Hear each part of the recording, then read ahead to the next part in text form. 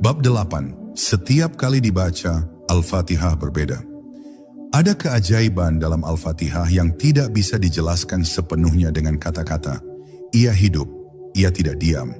Ia berubah sesuai dengan kondisi hati orang yang membacanya. Jika kau sedang sedih, ia datang sebagai pelipur. Jika kau sedang sombong, ia datang sebagai penunduk. Jika kau sedang mencari arah, ia menjelma menjadi penunjuk. Dan jika kau sedang lupa, ia membangunkanmu dari kelalaian. Tak ada bacaan lain yang seperti ini, yang satu surat, satu bentuk, tapi beribu rasa. Karena Al-Fatihah bukan sekadar teks. Ia adalah jawaban langsung dari Allah kepada jiwa yang datang dengan sungguh-sungguh. Para arif dan pencari jalan selalu berkata, engkau tidak akan membaca Al-Fatihah yang sama dua kali. Karena yang membacanya bukan sekadar mulut, tapi keadaan ruh yang berubah-ubah. Suatu hari engkau membaca Maliki Yaumiddin dan merasa tenang karena merasa ada keadilan. Di hari lain engkau membaca kalimat yang sama dan merasa takut karena merasa belum siap. Inilah tanda bahwa ayat-ayat ini bukan beku, bukan mati, tapi penuh getar dan gerak. Dan hanya ruh yang dibukakan yang dapat merasakannya, seperti napas yang menyentuh dari dalam dada.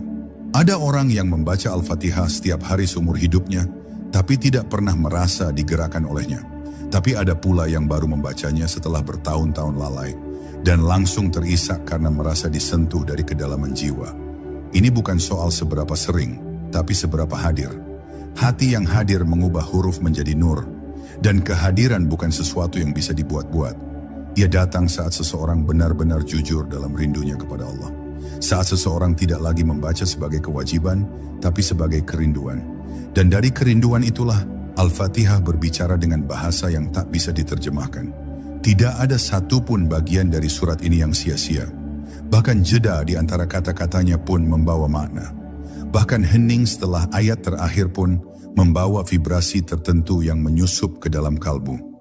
Bagi mereka yang telah dibukakan, membaca Al-Fatihah adalah seperti mendengar Allah sedang membimbingnya dari dalam. Dan bimbingan itu bukan teori. Ia hadir sebagai rasa, sebagai cahaya lembut, sebagai ketenangan yang tidak dapat dijelaskan dengan kata-kata, tapi cukup untuk membuat air mata jatuh tanpa sebab yang jelas. Inilah sebabnya, mengapa orang-orang yang hatinya tersambung kepada Tuhan tidak pernah bosan membaca surat ini. Karena mereka tahu, setiap kali dibaca, ia akan datang dengan wajah baru. Terkadang sebagai guru, terkadang sebagai pelindung, terkadang sebagai cermin, dan terkadang sebagai jalan. Dan hanya mereka yang dibukakan